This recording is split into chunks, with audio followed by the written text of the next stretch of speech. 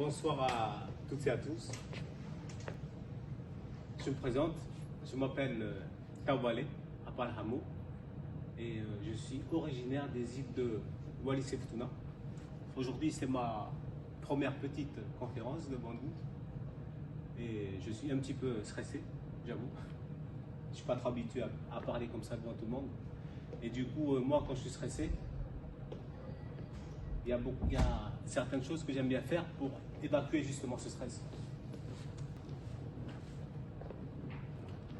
Ça, c'est ma façon, moi, d'évacuer le stress et de me dire que peut-être tout va bien ou tout va pas bien, mais c'est pas grave.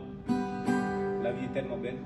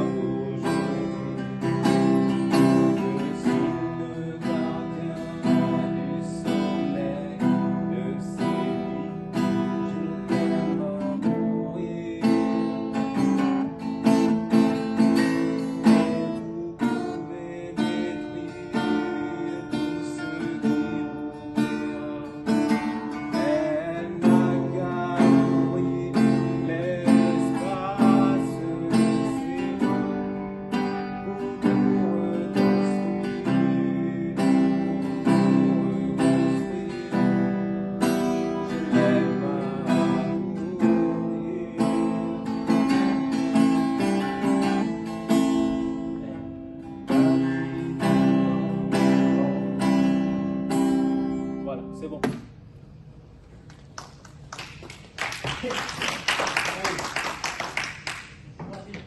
C'est parti. Maintenant que le stress est parti, on passe aux choses sérieuses.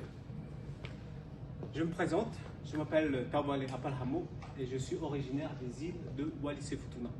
D'aujourd'hui, j'ai 38 ans et j'ai l'honneur aujourd'hui de vous présenter un petit peu mon petit parcours que j'ai fait. Et aussi parce que j'ai fait un rêve qui m'a transformé littéralement, tant physiquement, moralement, intellectuellement. C'est pour ça que j'ai envie de faire des conférences et de partager ce plaisir avec vous aujourd'hui. Mais tout d'abord, je vais présenter mon île de Wallis et Futuna. Est-ce qu'il y en a d'entre vous qui connaissent Wallis et Futuna? Non. D'accord, ok. Wallis et Futuna, il faut savoir qu'il est situé à 22 000 km de Paris, c'est-à-dire le rayon de la Terre. Et c'est tellement éloigné qu'il faut 28 heures de vol pour aller là-bas, sans compter les escales. Et qui dit loin, dit aussi que le billet est très très très cher. Il y en a qui font des crédits conso, crédit auto, et il faut faire un crédit aussi pour aller à Wallis et Futuna. Si vous voulez y aller un jour. Et le billet, c'est 4 000 aller-retour pour une personne. Mais la particularité de Wallis et Futuna, c'est que c'est tellement éloigné, tellement loin, que nous, on est isolés de tout. Notre monde à nous, notre vision s'arrête là où il y a nos terres. Et vu que c'est petit, il y a 10 000 habitants, il y a 6 000 habitants à Wallis et 4 000 à Futuna, comme la population d'ici de Sahara. Du coup, tout le monde se connaît. Et on croit à une seule religion, la religion catholique. Et la particularité aussi de Wallis et Futuna, c'est que dans nos îles, les derniers rois de France vivent là-bas. On a une monarchie, on a 3 rois, un roi à Wallis et 2 rois à Futuna. Et depuis toujours, on a eu cette croyance qui divague entre Dieu, l'État français qui est représenté à Wallis par le préfet, et nos rois. Du coup, on a un statut à part, on est territoire français, mais quand on pose le pied à Wallis, on obéit à nos règles à Wallis. Et nous, on n'a pas d'aide, comme tous les autres territoires et départements d'outre-mer. Et nous, on est devenus français le 14 juillet 1961. Et à 3 ans, 4 ans, jusqu'à toute l'année scolaire, je chantais déjà à 3-4 ans au garde à vous, comme ça, pour remercier, pour dire que nous, on est fiers d'appartenir à la France. Voilà, c'est une petite parenthèse de là d'où je viens.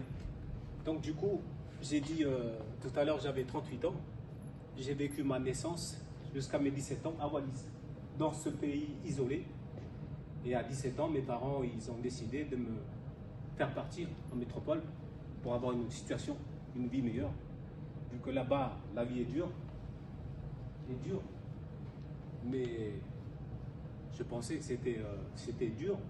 Mais quand je suis parti de chez moi, c'est là où j'ai vu que la réalité était autrement. À 17 ans, je suis arrivé ici à Montpellier et c'est la première fois de ma vie que je mets des chaussures, que je vois des clochards. Et pour moi, la vie, il n'y avait que Jésus, il n'y avait pas de clochards. Tout le monde croyait à Jésus.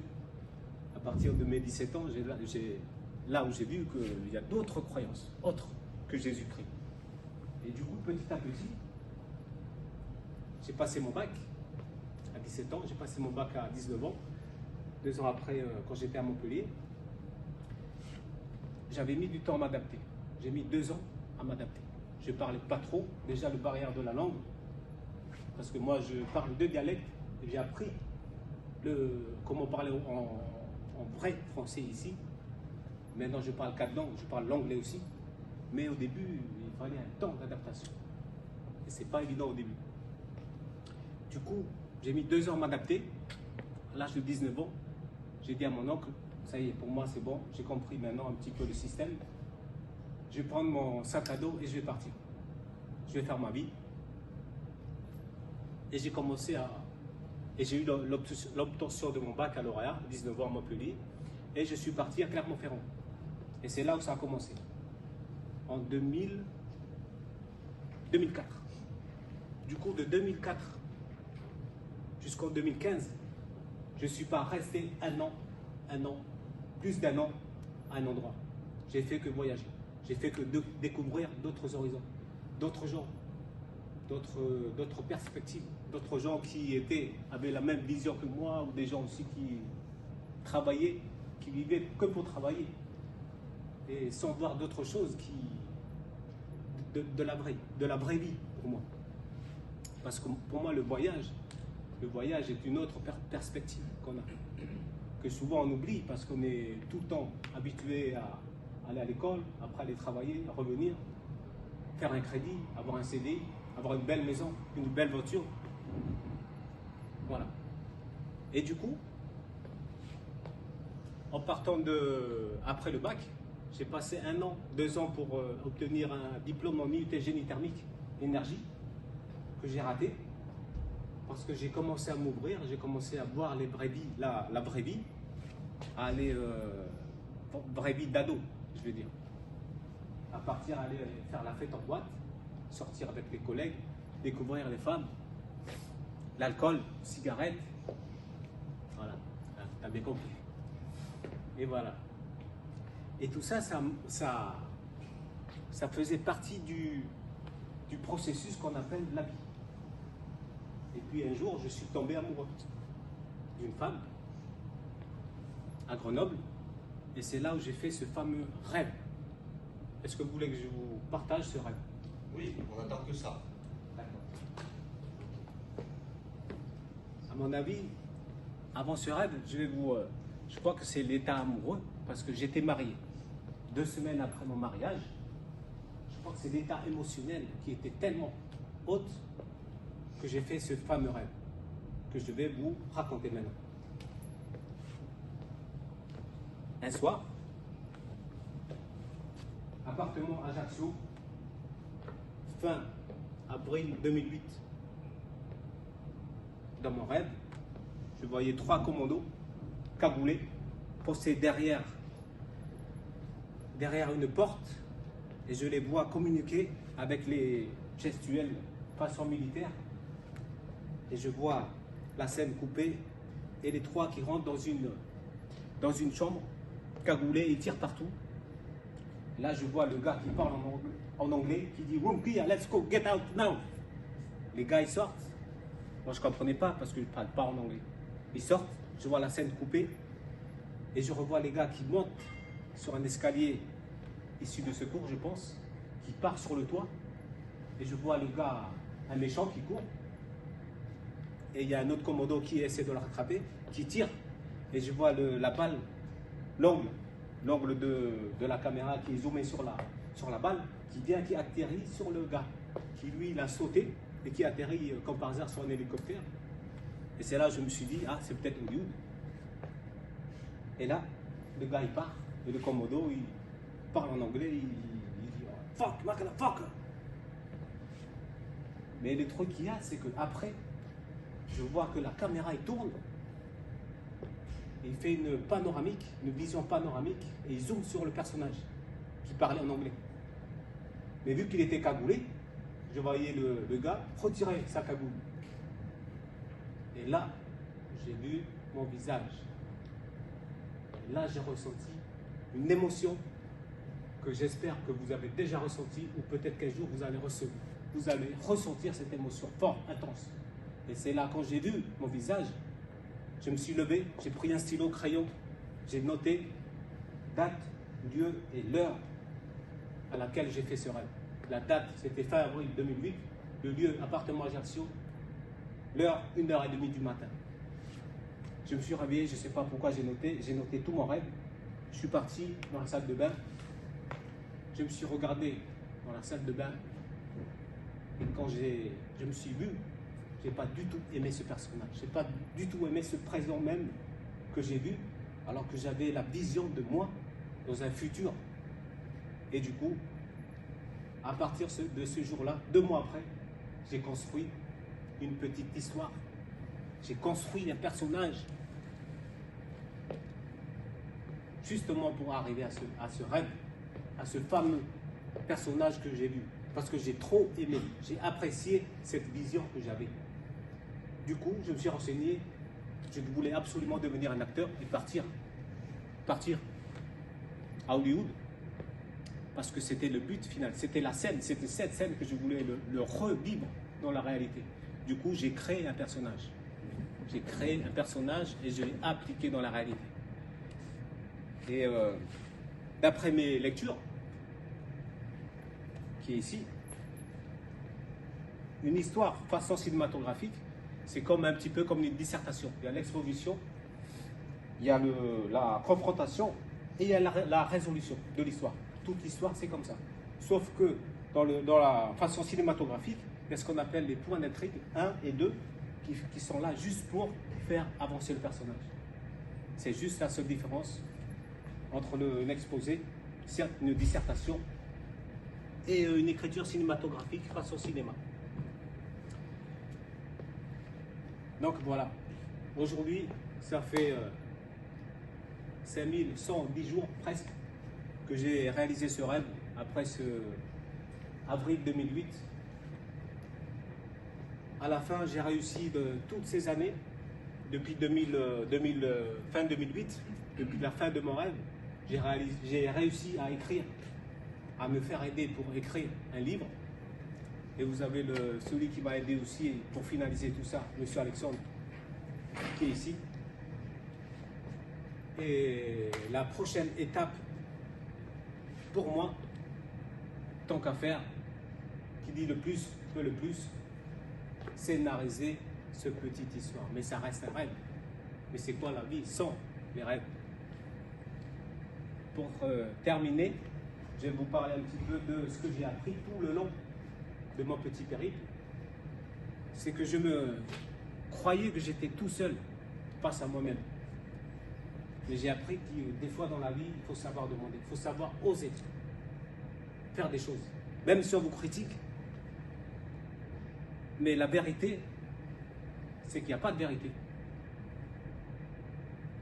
Il n'y a pas de vérité. On a notre propre vérité. Vous tous ici présents, vous avez tous votre vérité. Et si on s'arrête parce que l'autre il nous critique, l'autre il nous insulte, l'autre il nous regarde différemment, c'est pas ça la vie. J'ai appris ce que c'est la synchronicité. J'ai appris ce que c'était le lâcher prise. J'ai appris des enseignements par rapport à l'univers. J'ai découvert la biorésonance, que d'ailleurs je vais vous parler après. Et beaucoup de choses qui font que, en fait, ce qu'on aimait de l'intérieur, comme disait Gandhi, le changement que tu veux voir dans le monde, il faut d'abord te changer toi-même pour que vois le changement du monde, le changement du monde que tu veux voir, il faut d'abord commencer par soi-même. Et puis voilà, j'arrive à la fin de mon petit speech par rapport à mon livre. Maintenant, je vais vous parler un petit peu de la biorésonance. Vous avez toujours le temps? Oui. Ok. Parfait. Vous connaissez? Qui connaît la biorésonance? C'est un sujet intéressant. Pour commencer, je vais vous parler un petit peu d'où ça vient la biorésonance. Ça vient des années 30, d'un certain Russe qui a apporté la biorésonance en France. Et son nom, c'est Lakovsky, chercheur russe Lakovsky. Et dans les années 30, il a réussi à guérir des tumeurs des plantes grâce à la biorésonance. C'est le premier à découvrir que le corps humain est constitué de cellules et dans chaque cellule a un noyau et ce noyau il est chargé positivement alcalin et autour de ce noyau il y a une sorte de plasma qui lui est chargé négativement et ces différences de pôles font que ça crée une sorte d'onde oscillant et c'est ça la biorésonance. Et pour lui, chaque cellule émet et reçoit de l'information comme une radio. Et si on part de ce principe-là, chaque cellule de notre corps reçoit et émet une information. Pour moi, c'est incroyable. C'est incroyable. Parce que le vivant, la base de la biorésonance, c'est que le vivant, on résonne tous à une certaine fréquence précise. La Terre vibre à une certaine fréquence. Je ne sais pas si vous savez. L'univers vibre à une certaine fréquence. Et pour moi, ça rejoint exactement ce qu'il disait Nikola Tesla. Nikola Tesla il disait, si on veut comprendre les principes de l'univers, il faut se résumer en termes de fréquence et de vibration. Tout vibre à une certaine fréquence. Quand vous tournez la radio, peu importe la fréquence, mais si ce n'est pas précis, la radio, vous ne captez pas. Wi-Fi, pareil. La télé, c'est pareil. Et donc, la biorésonance, il sert en fait à corriger la signature électromagnétique de quelque chose, d'une cellule, d'un organe qui est malade. Parce que l'organe qui est malade crée une dissonance, et cette dissonance fait que l'information que le cerveau reçoit est faux. Donc du coup, le corps, il est tellement intelligent qu'il produit en boucle. Mais vu que l'information est fausse, le corps il devient malade, il produit des hormones. C'est de la chimie.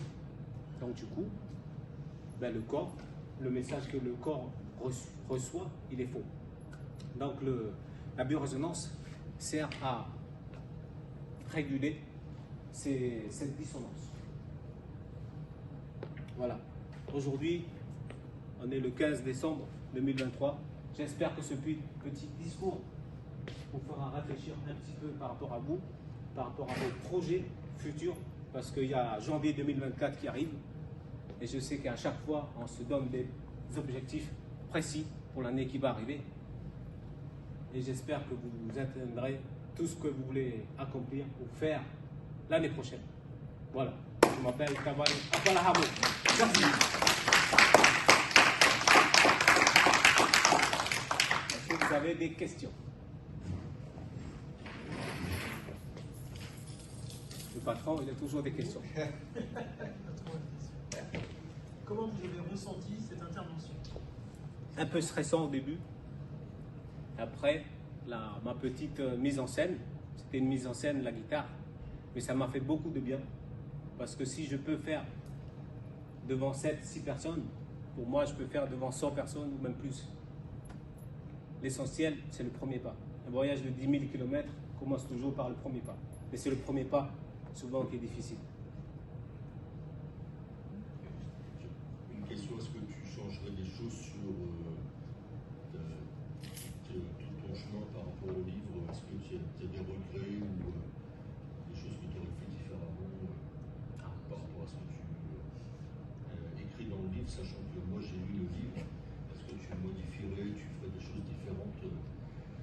maintenant que tu as plus de maturité? D'accord, c'est une très très bonne question. À vrai dire, non. Parce que ce que j'ai vu, ce que j'ai ressenti, je me suis toujours dit, parce que j'ai oublié, vu que j'étais un peu stressé par rapport à...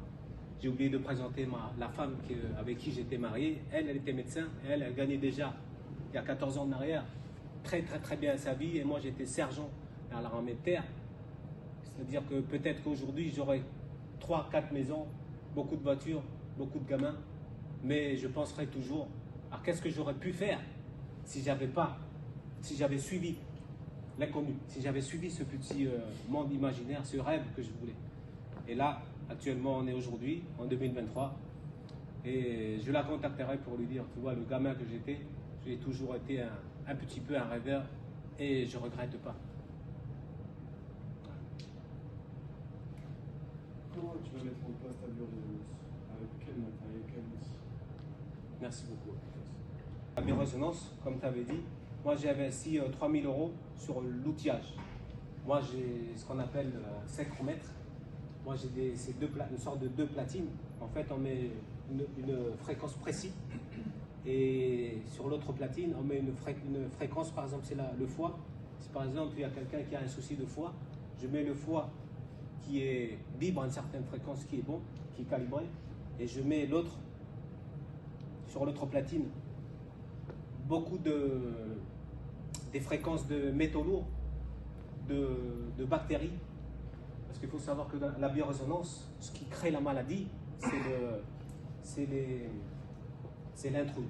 C'est-à-dire que le corps, il ne sait pas ce que c'est les métaux lourds, ni les bactéries, ni toutes les choses qu'on a et qu'on observe quand inhale tous les jours, qu'on respire. Et l'eau, il y a aussi l'eau, qui est quelque chose de vraiment vu qu'on est constitué de 70% d'eau et 90% de masse molaire d'eau. Et ça, il faut savoir.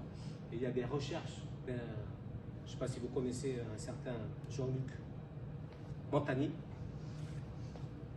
ça vous dit, un docteur, qui a publié que l'eau a une mémoire qui a été validée. C'est lui qui a découvert en 83, il a fait d'ailleurs il a été reconnu par rapport à sa recherche sur le sida et aussi la Covid, il n'y a pas longtemps, mais il est décédé il y a 2 ans.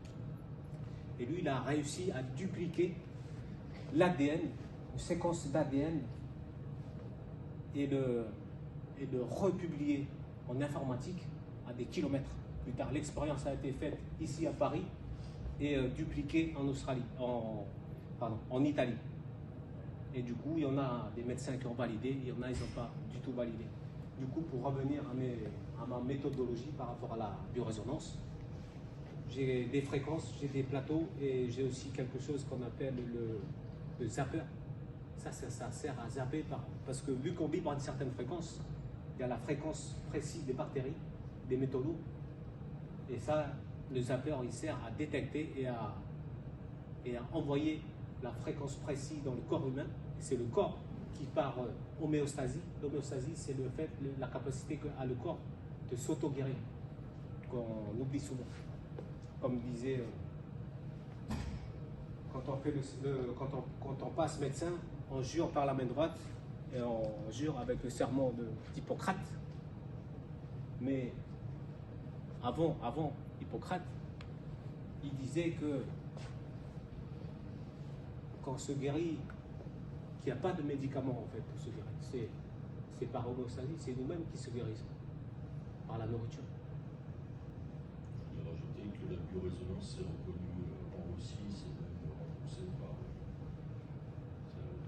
la médecin ici et laboratoire pharmaceutique.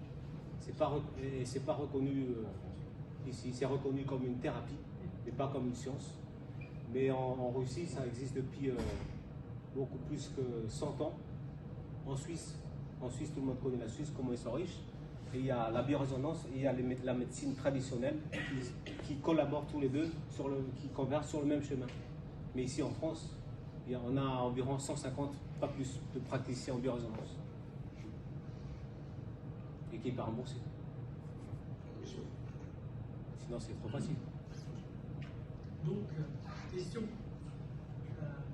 nous as souhaité d'avoir des objectifs en 2014, des réussir, c'est ça tout à l'heure. C'est quoi ton objectif alors? D'accord. Mon objectif, c'est de vivre avec ce que j'ai envie de faire. C'est-à-dire m'amuser, oublier ce truc de dire que je vais au travail. Parce que le travail, pour moi, je ne sais pas si vous connaissez d'où ça vient le mot travail. Étymologiquement, ça veut dire tripalium, ça vient du latin, et ça veut dire appareil de torture. Vous pouvez regarder, tripalium. Et du coup, mon but, à partir du 1er janvier jusqu'à l'autre janvier 2025, c'est de vivre, réussir à vivre et d'aimer ce que je fais. C'est-à-dire faire des conférences, vendre de l'information via mon livre, créer une chaîne YouTube, avoir des followers, partager mes connaissances. Mais aussi, j'ai oublié quelque chose de dire, je ne sais pas si vous avez encore un peu le temps. Faire un combat, j'ai un bon coach ici. Pour moi, la vie, c'est de sentir l'émotion, vibrer, peur ou pas peur, mais d'y aller, comme là, ce que j'ai fait. Et j'ai envie de monter avant mes 40 ans sur un ring, peu importe le résultat, mais je vais monter sur le ring. Voilà. Et de vivre aussi avec ce que j'ai envie de faire, sans travailler, sans me dire je vais me réveiller, je vais passer 8 heures de ma vie aujourd'hui, 8 heures de ma journée à aller travailler. Juste se dire je vais m'amuser, je vais aider dans l'amour. Voilà.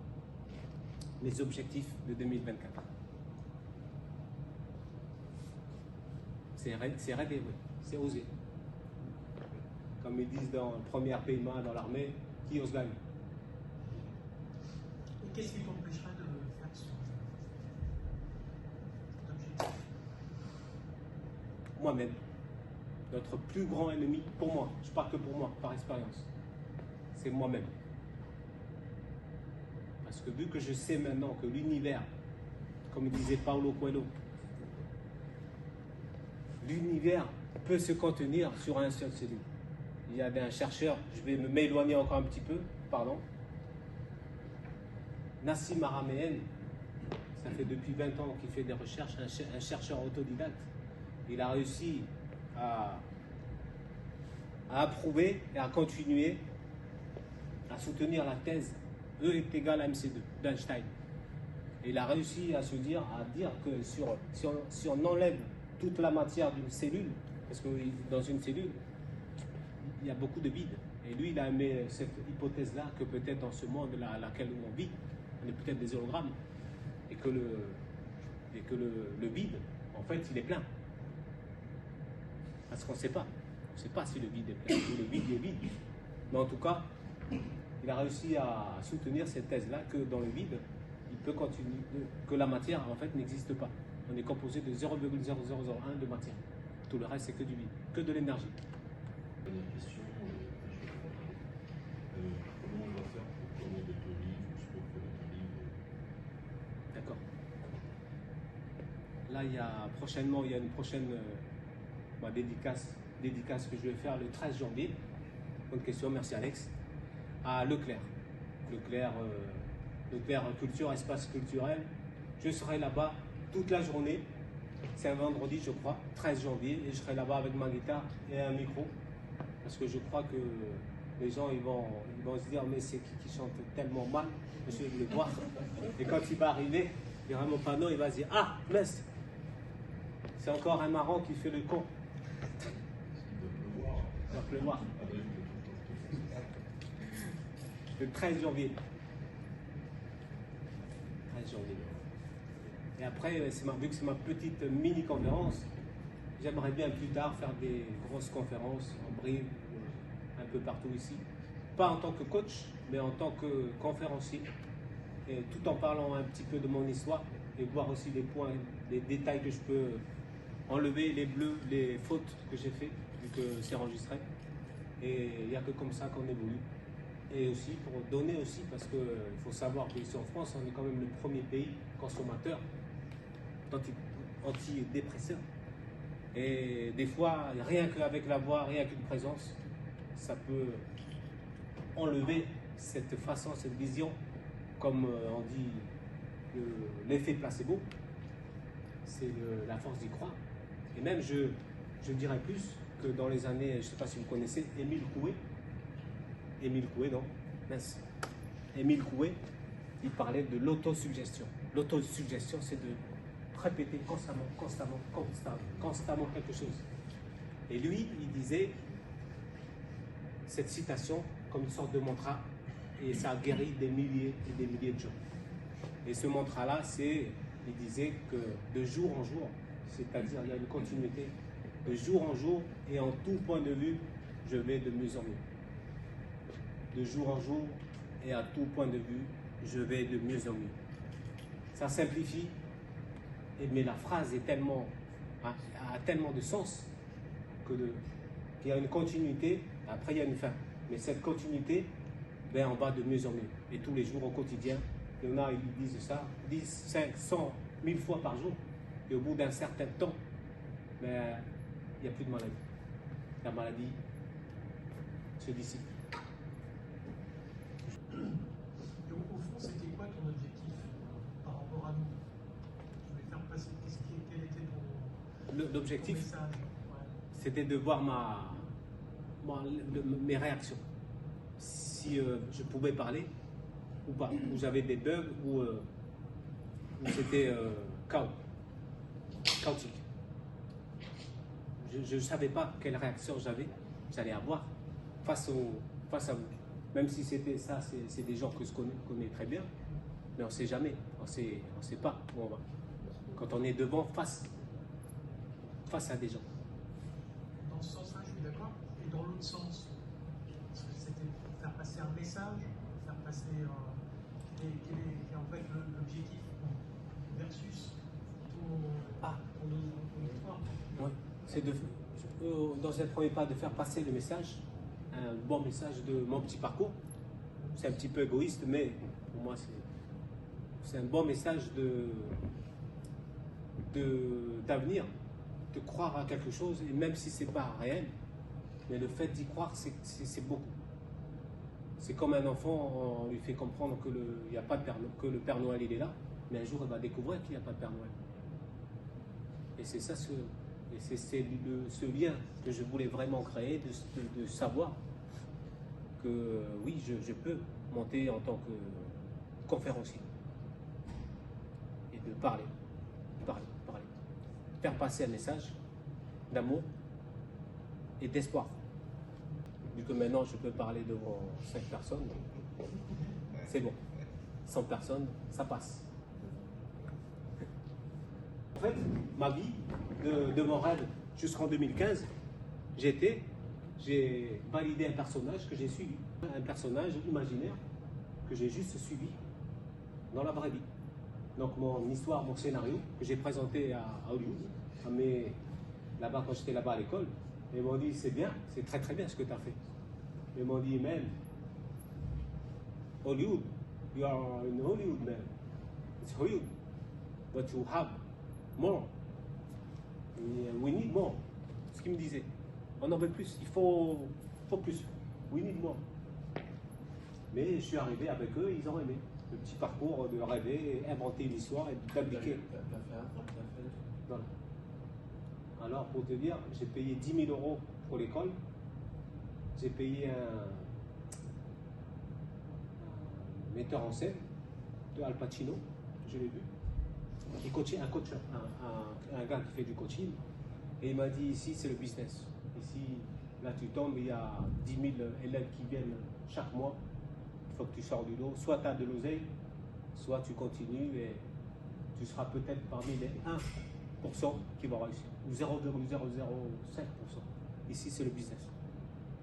Il faut vraiment que tu as 100% de chance et de beaucoup d'argent pour rentrer dans le métier. Parce que tu payes l'argent, tu payes les castings et l'école. Il faut travailler. Et tous ceux qui étaient avec moi, et c'était même avec la fille comment il s'appelle, le Johnny Hallyday, son fils, vous avez une fille qui faisait des cours là-bas aussi. Et vu que vous avez beaucoup d'argent, ils s'en foutaient, ils payent. Et du coup, j'ai pas fait de casse. Trop cher. J'ai réussi à peine à vivre. Donc du coup, je me suis dit, parce que même ça, j'ai pas dit. J'ai tellement vécu de choses qu'avant de partir de là-bas, pour moi, tout mon rêve était brisé. Moi, c'était fini.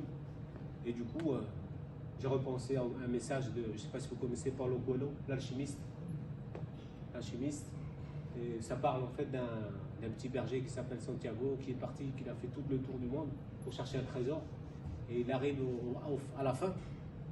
Et il comprend en fait, il a vu un voyant et la voyante lui a dit, mais le trésor que tu cherches tant, il était au départ, juste avant que tu partes tout seul.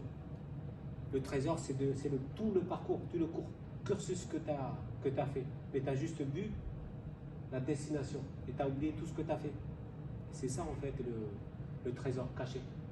Et du coup, ça m'a mis en place dans ma tête et j'ai arrivé à mes 30 ans. Et vu que j'étais aligné pour moi avec l'univers, j'ai écrit une lettre à l'univers. Là, je vous raconte, et c'est la vérité, c'est validé. À mes 30 ans, je me suis dit, je vais devenir papa.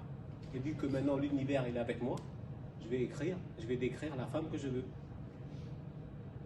Mais pour de vrai. Et du coup, j'ai décrit sur ma lettre, je veux une petite blonde aux yeux bleus, qui n'est pas trop chaude, qui ne parle pas trop, qui aime un petit peu le sport, qui ne boit pas, qui ne fume pas, et qui n'est pas trop chaude. Voilà, parce que j'aime pas trop faire le ménage. Du coup, j'ai brûlé la lettre. 4 mois après, je pars d'Amérique, vu que j'arrivais à la fin de mon petit séjour, de mon visa. Et je vois quelqu'un à Paris. Et je ne mens pas, parce que entre-temps, j'ai trouvé du travail, comme par hasard, à Paris. Et celui qui m'a logé, c'était quelqu'un que j'ai rencontré en Australie, pour vous dire la synchronicité, on appelle ça. C'est énorme. J'avais toujours quelqu'un qui était rajouté à ce moment précis pour venir m'aider à ce moment précis. Du coup, j'ai atterri à Paris et j'arrive à mon premier jour au boulot et j'ai vu quelqu'un derrière et elle se retournait et j'ai pensé direct à cette lettre que j'ai faite. Et cette personne-là est devenue la maman de mes enfants que j'ai rencontrés à Paris. Et du coup, j'ai eu 2 enfants avec que je suis séparé maintenant, mais la vie est polarité. Même ça, la notion de la polarité, je peux encore développer, parler encore et encore de ça, mais bon. Donc voilà la petite histoire, Mathias.